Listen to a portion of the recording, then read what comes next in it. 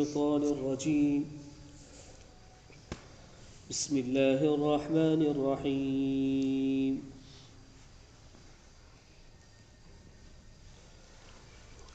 ويستفتونك في النساء قل الله يفتيكم فيهن وما يتلى عليكم في الكتاب في يتامى النساء اللاتي لا تؤتونهن ما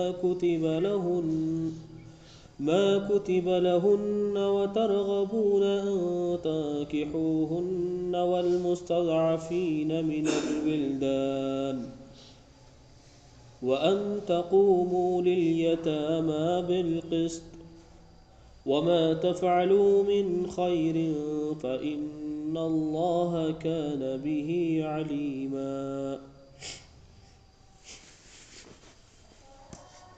پچھلا جو رکوع گزرا ہے اس کے اندر اللہ تبارک و تعالی نے یہ ارشاد فرمایا تھا کہ پہلے تم اللہ کے ساتھ کسی کو شریک مت کرنا،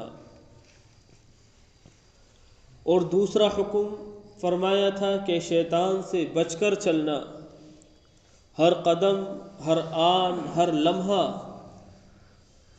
یہ دیکھتے رہنا کہ شیطان تمہارا دشمن ہے، اور فرمایا کہ وہ کھلا دشمن ہے، ایک چھپا ہوا ہوتا ہے، ایک ڈھکا ہوا ہوتا ہے،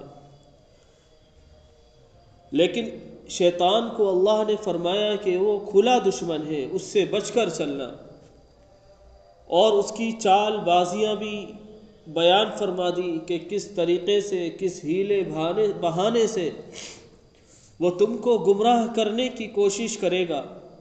یہ تمام باتیں اللہ نے کھول کھول کر بیان فرما دی، اور پھر شیطان نے اللہ سے وعدہ کیا کہ میں تیرے بندے کو بھٹکاؤں گا، لیکن اللہ نے اس سے وعدہ کیا کہ جو ایمان والا ہوگا، عمل صالح کرتا ہوگا، وہ کبھی نہیں بھٹک پائے گا، وہ سیدھے راستے پر گامزن رہے گا۔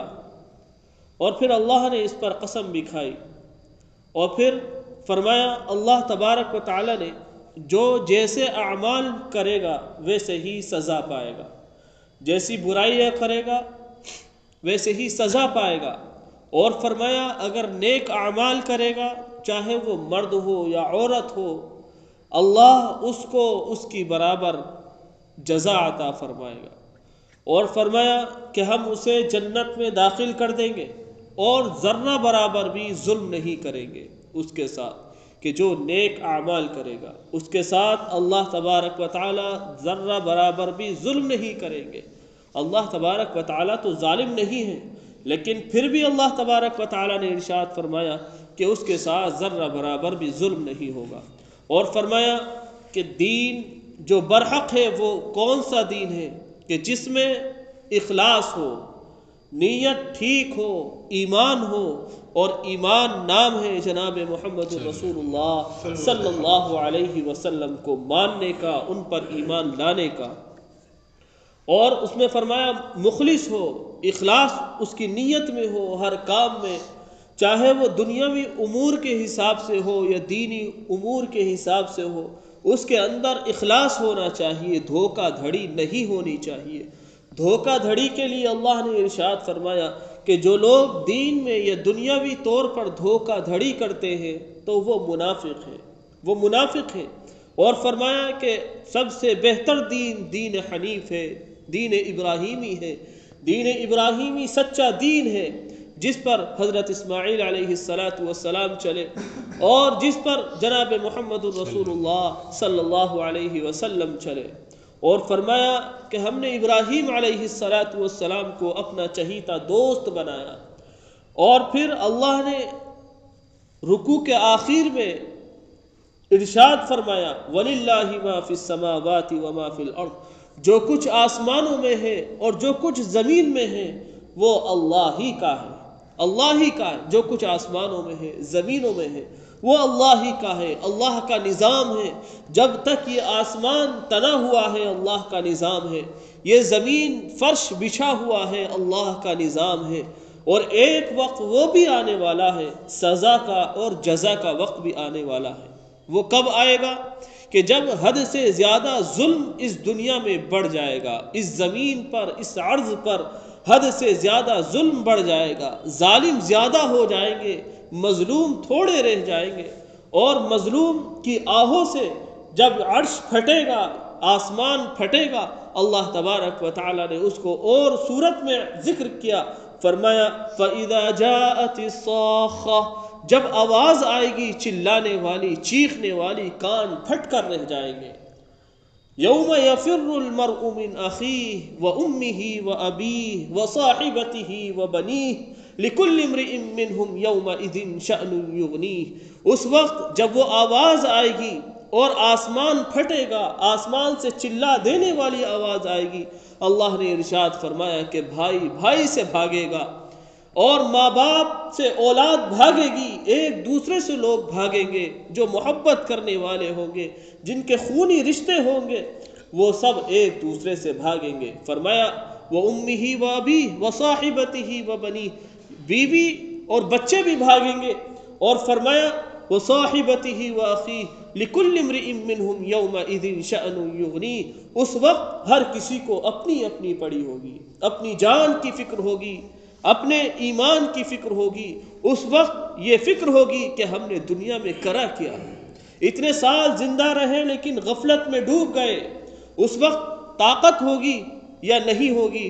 اللہ نے خود ارشاد فرمایا یوم تبلی السرائر، یوم تبلی السرائر، سورہ طارق میں اللہ نے ارشاد فرمایا کہ نہ تیرے اندر اس وقت طاقت ہوگی اور نہ کوئی تیرا مددگار ہوگا، اور پوشیدہ یوم تبلی السرائر، پوشیدہ خزانے کھولے جائیں گے، پوشیدہ باتوں کا علم ہوگا۔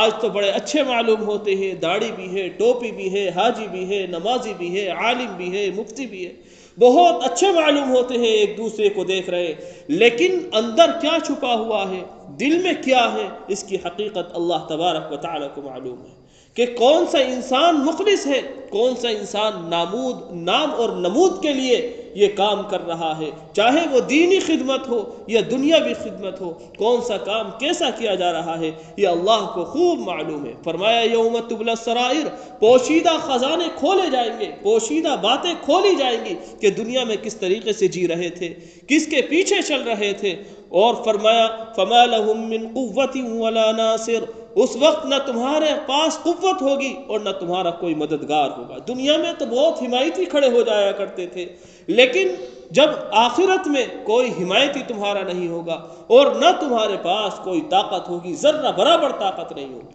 فما له من قوت ولا ناصر والسماء ذات الرجع، اللہ نے پھر قسم کھائی کہ یہ ہونا ہے، اللہ قسم اس لیے کھا رہا ہے کہ یہ ہونا ہے۔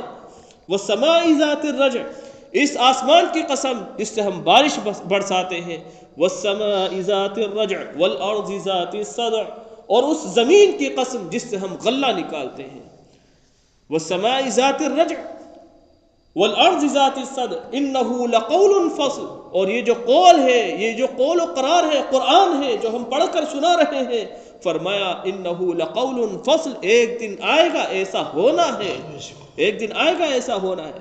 تو اللہ تبارک و تعالیٰ نے قیامت کا نقشہ اس لیے کھینچ کر بتلایا تاکہ ایمان والے مسلمان اور پڑھنے والے جن کے اندر ذرہ برابر بھی عقل ہے، وہ اپنے آپ کو دیکھیں اور اپنے دل کو دیکھیں، اور اپنے دلوں کو جو ٹیڑھا پن ہے اس کو سیدھا کر لیں، جو ٹیڑھ پن ہے اس کو سیدھا کر لیں۔ اس لیے اللہ نے ہر انسان کو کسی بھی دھرم سے تعلق رکھنے والا ہو، اس کو عقل عطا فرمائی ہے، اور عقل سلیم اللہ نے اس شخص کو عطا فرمائی ہے جو ایمان لے کر آ گیا، جو ایمان لے کر آ گیا، قرآن پر عمل کرنے لگا، اللہ نے اس کو عقل سلیم عطا فرمائی تاکہ وہ آئندہ کی تیاری کر لے، آئندہ کی تیاری کر لے۔ پیپر میں اگر کوئی استاذ کہہ دے کہ یہ سبجیکٹ آئے گا، یہ سوال آئیں گے، تو بچے اس کی تیاری کرتے ہیں اور انہی سوالوں کو غور سے دیکھتے ہیں، پڑھتے ہیں، یاد کرتے ہیں، اس کا آنسر ڈھونڈتے ہیں، اس کا جواب ڈھونڈتے ہیں۔ لیکن اللہ نے پوری کتاب قرآن مقدس ہمیں دے دیا کہ دیکھو یہ سوال ہے، اور جواب بھی اللہ تبارک و تعالیٰ نے بتلا دیے کہ کون سی راہ پر چلو گے تو کامیاب ہوگے، اور اگر اس راہ پر چلو گے تو ناکام ہوگے۔ اللہ نے کھول کر بیان فرما دیا، فرمایا کہ ہم زمین اور آسمان اللہ ہی کے قبضے میں ہیں اور اللہ ہی کے احاطے میں ہے، اللہ اسے گھیرے ہوئے ہے، اللہ کے احاطے میں ہے۔ جو انسان کچھ بھی کر رہا ہے لیکن اللہ اس سے غافل نہیں ہے۔ اگر انسان اپنے آپ پر غور کرے گا تب بھی انسان ایمان لے کر آ جائے گا ایک اللہ پر، وحدہ لا شریک پر، کہ اللہ تبارک و تعالیٰ نے ہمیں ایسی ایسی چیزیں دی ہیں، ہماری صورت میں، ہماری شکل میں، ہماری جسم میں۔ انسان کا پورا جسم کائنات بنا دیا اللہ تبارک و تعالیٰ، پوری کائنات ہے انسان کا جسم۔ اگر انسان اپنے جسم پر غور کرے گا تو اللہ کو پہچان لے گا، اللہ کو خود بخود پہچان لے گا۔ اگر اپنے اندر غور کرے گا ایک چیز پر، چھوٹی سی چیز جس کو آنکھ کہا جاتا ہے، اگر اس پہ ہی غور کرے انسان تو اللہ کو پہچان جائے گا، اللہ کو وحدہ لا شریک مان لے گا کہ اللہ نے کس طریقے سے اس پہ پردہ لگا دیا۔ اگر انسان کو کوئی شخص یہ کہہ دے کہ تم 1000 مرتبہ آنکھ بند کرو کھولو، تو انسان تھک جائے گا، گنتے گنتے تھک جائے گا، آنکھ دکھ جائے گی۔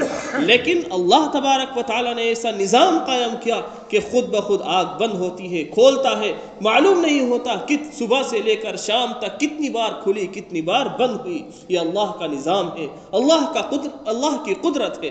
تو فرمایا ان قدرتوں کو دیکھو، ان قدرتوں کو دیکھ کر اس کے بنانے والے کو یاد کرو، اس کے بنانے والے کو یاد کرو۔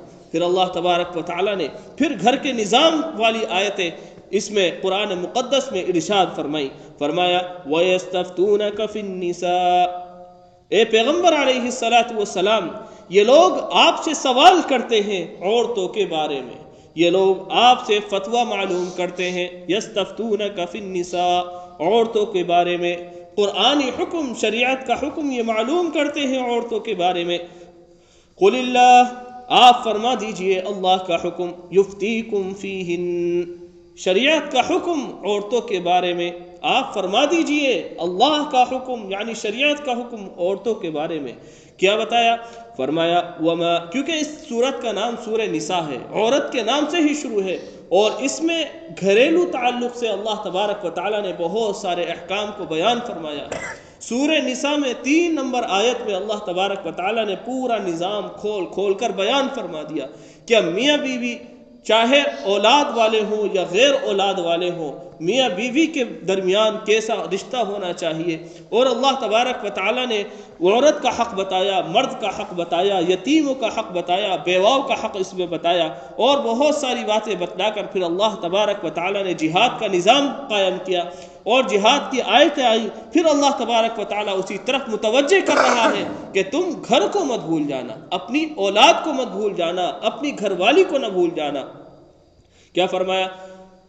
آپ کہہ دیجئے ان سے قل اللہ یفتیکم فیہن، آپ اللہ کا احکام ان کو بتلا دیجئے، شریعت کے احکام ان کو بتلا دیجئے۔ وما یتلی علیکم فی الکتاب، کہ اس کتاب یعنی قرآن مقدس کے اندر جو احکام آئے ہیں شریعت کے مطابق وہ ان کو بتلا دیجئے۔ کیا احکام ہے؟ فی الیتامی النساء، یتیم عورتوں کے بارے میں جو آئے ہیں احکام وہ بتا دیجئے۔ فی یتامی النساء اللاتی لا تؤتونہن، کہ تم ان یتیم عورتوں کو، لا تؤتونہن ما کتب لہن، کہ تم ان یتیم عورتوں کو ان کا حق پورا ادا کر دو، ان کے حق میں تصرف مت کرو، ان کا حق کم نہ کرو۔ وَتَرْغَبُونَ أَن تَنْكِحُوهُنَّ، اور تمہیں رغبت ہے ان سے نکاح کرنے کی۔ وَالْمُسْتَضْعَفِينَ مِنَ الْوِلْدَانِ، اور نیز ان بچوں کے لیے جو کمزور ہے ان کا حق بھی قرآن بیان کر رہا ہے۔ کیا مطلب؟ اللہ تبارک و تعالیٰ کے حبیب علیہ السلام جب مدینہ منورہ آئے اور سورہ نساء کی شروع کی آیتیں نازل ہوئی عورتوں کے بارے میں کہ عورتوں کو اتنا حق ملے گا اور مردوں کو اتنا حق ملے گا، اولاد کو اتنا حق ملے گا، تو وہ لوگ یہ سوچنے لگے کہ یہ عارضی ہے، یہ حکم عارضی ہے، یہ کچھ دنوں بعد منسوخ ہو جائے گا۔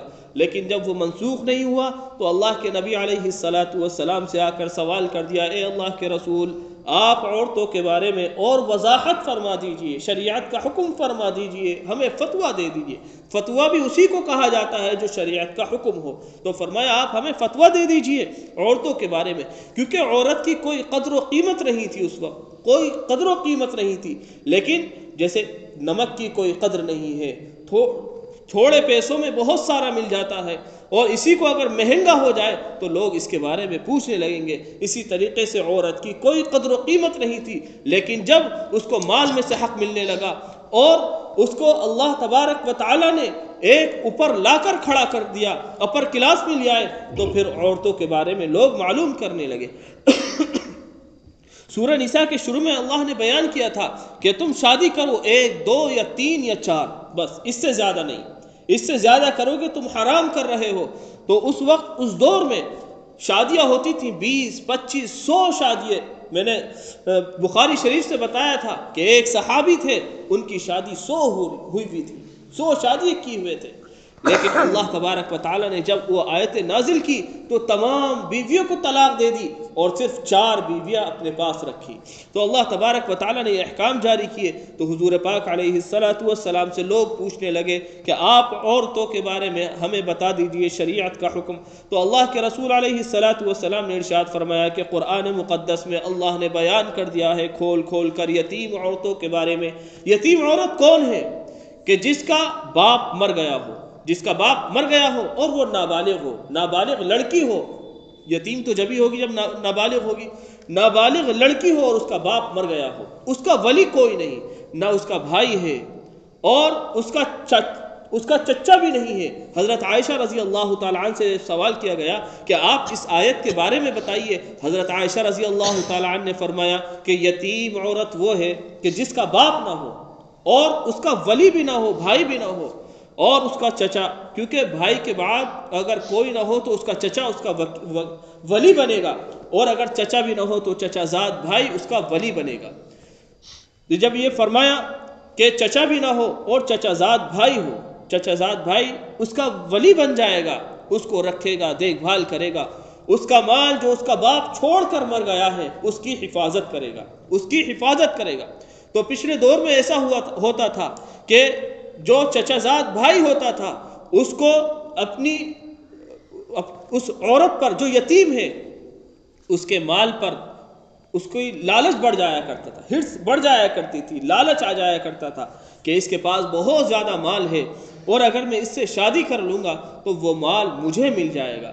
اس کو وہ پسند نہیں ہوتی، پسند ہوتی یا نہ ہوتی، لیکن وہ اس سے شادی کر لیتا تھا، اس لیے تاکہ وہ اس کا مال ہڑپ لے۔ تو فرمایا اللہ تبارک و تعالیٰ نے یہ قانون بنا دیا کہ جیسے تم اور عورتوں سے شادی کرتے ہو، دوسری عورتوں سے شادی کرتے ہو اور پورا مہر ادا کرتے ہو، اسی طریقے سے اگر تم چچا زاد بھائی اگر اس عورت سے شادی کرے، اس لڑکی سے شادی کرے تو اس کو پورا مہر ادا کرے، اس کے مال کے لالچ میں شادی نہ کرے بلکہ اس کو پورا مہر ادا کرے، اور مہر کے ساتھ وہ حصہ جو شوہر کے مال میں ملتا ہے بیوی کو وہ حصہ بھی اس کو عطا کرے، اس کو دے۔ تو اللہ نے اسی کو فرمایا کہ لا تؤتونہن ما کتب لہن، کہ تم نے جو ان کا حق نہیں دیا عورتوں کا حق، وترغبون ان تنکحوہن، تم نکاح کرنا تو چاہتے ہو، اور فرمایا والمستضعفین من الولدان، نکاح کرنا کیوں چاہتے ہیں؟ لالچ کی وجہ سے کہ اس کے پاس بہت زیادہ مال ہے، والمستضعفین من الولدان،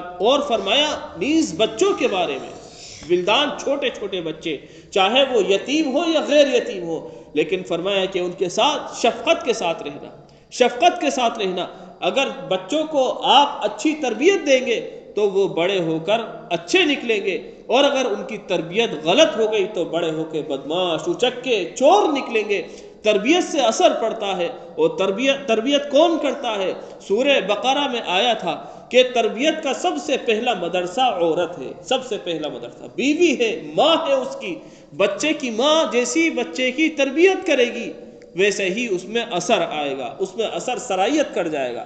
تو قرآن پڑھنے والی بیوی ہوگی اور بچے کو لے کر قرآن پڑھے گی تو اس کے اندر وہی اثرات آئیں گے، وہ بچہ قرآن سے محبت کرنے والا ہوگا۔ اور اگر موبائل دیکھ کر بچے کو پالے گی تو بڑے ہو کر بچے موبائل ہی دیکھیں گے، اور یہی بگاڑ کا راستہ شروع ہو جاتا ہے۔ تو فرمایا والمستضعفین من الولدان، اور بچوں کے بارے میں فرمایا، اور فرمایا وَأَن تَقُومُوا لِلْيَتَامَى بِالْقِسْطِ، اور تاکید کی اللہ نے، حکم دیا اللہ نے، تاکید کی، حکم دیا اللہ نے لِلْيَتَامَى، یتیموں کے بارے میں انصاف کرو، بالقسط انصاف کرو، اور فرمایا وَمَا تَفْعَلُوا مِنْ خَيْرٍ، اور جو کچھ عمل تم کر رہے ہو، یتیموں کے ساتھ ہو یا اپنوں یا غیروں کے ساتھ ہو، کیسا بھی عمل ہو، وَمَا تَفْعَلُوا مِنْ خَيْرٍ، جو بھی تم خیر کا عمل کر رہے ہو، فرمایا فَإِنَّ اللَّهَ كَانَ بِهِ عَلِيمًا، اللہ تبارک و تعالیٰ کو ہر پل پل کا علم ہے، ہر پل پل کی اللہ تبارک و تعالیٰ کو خبر ہے، جو بھی عمل کوئی کر رہا ہے، چاہے وہ خیر کا ہو یا شر کا ہو، اللہ سب کو دیکھ رہا ہے، سب کو سن رہا ہے۔ بے شک بے شک۔ الحمدللہ رب العالمین، والصلاة والسلام على سید الانبیاء والمرسلین آمین وعلى آلہ وأصحابہ اجمعین۔ آمین اللہم اہدنا فیمن ہدیت، آمین وعافنا فیمن عفیت، آمین وتولنا فیمن تولیت، آمین وبارک لنا فیما اعطیت، آمین وقنا شر ما قضیت، آمین انک تقضی ولا يقضى علیک، آمین انہ لا یذل من والیت آمین ولا يعز من عادیت، آمین تبارکت ربنا وتعالیت، آمین ونستغفرك ونتوب إليك، آمين. اللهم اغفر لي ولوالدي آمين. ولجميع المؤمنين والمؤمنات آمين. والمسلمين والمسلمات آمين. الأحياء منهم والأموات، آمين. ربنا آتنا في الدنيا حسنة آمين. وفي الآخرة حسنة وقنا عذاب النار، آمين. وقنا عذاب القبر، آمين. وقنا عذاب الحشر، آمين. وقنا عذاب الدين۔ آمين. اے الہ العالمین، ہم سب کو معاف فرما دیجیے، آمین۔ ہماری غلطیوں کو، کوتاہیوں کو معاف فرما دیجیے، آمین۔ اے اللہ ہمارے سیئات کو حسنات سے بدل دیجیے، آمین۔ اے اللہ ہمارے گناہوں کو نیکیوں سے بدل دیجیے، آمین۔ ہمارے گناہوں کو نیکیوں سے بدل دیجیے، آمین۔ اے الہ العالمین ہر خیر عطا فرمائیے، آمین۔ ہر شر سے حفاظت فرما دیجیے، آمین۔ ہر شر سے حفاظت فرما دیجیے، آمین۔ اے اللہ گھروں میں چین، سکون، اطمینان عطا فرما دیجیے، آمین۔ اے اللہ امن و امان عطا فرما دیجیے، آمین۔ امن و امان عطا فرما دیجیے، آمین۔ اے اللہ ہر شر سے حفاظت فرما دیجیے، آمین۔ قرآن کے مطابق عمل کرنے والا بنا دیجیے، آمین۔ اے اللہ ایک ایک حکم کو ماننے والا بنا دیجیے، آمین۔ ایک ایک حکم پر عمل کرنے والا بنا دیجیے، آمین۔ اے اللہ چھوٹی بڑی سنتوں کو اے اللہ عمل کرنے والا بنا دیجیے، آمین۔ اپنانے کی کوشش کرنے والا بنا دیجیے، آمین۔ اے اللہ جناب محمد رسول اللہ صلی اللہ علیہ وسلم سے بے لوث محبت عطا فرما دیجیے، آمین۔ بے لوث محبت عطا فرما دیجیے، آمین۔ اے اللہ ہر خیر عطا فرمائیے، آمین۔ جو لوگ بیمار ہیں ان کو شفا عطا فرمائیے، آمین۔ جو مقروض ہیں ان کے قرض ادا فرما دیجیے، آمین۔ اے اللہ غیب سے انتظام فرما دیجیے، آمین۔ اے اللہ جن لوگوں نے ہم سے دعاؤں کے لیے کہا ہے یا سنا ہے، یا ان کا ہمارے اوپر حق یا کسی قسم کا احسان، رشتہ، تعلق، محبت ہے، خصوصاً ان کی اور عموماً تمام امت مسلمہ کے ہر جائز مقصد میں کامیابی عطا فرما دیجیے، آمین۔ ہر جائز مقصد میں کامیابی عطا فرما آمین۔ دیجیے، اے اللہ دونوں جہان کی خیر ہم مانگتے ہیں، بے شک۔ ہمیں سب کو عطا فرما دیجیے، آمین۔ اے اللہ ہمیں سب کو عطا فرما دیجیے، آمین۔ وصلی اللہ تعالی علی خیر خلقہ محمد وعلی آلہ وصحبہ اجمعین آمین۔ برحمتک یا ارحم الراحمین۔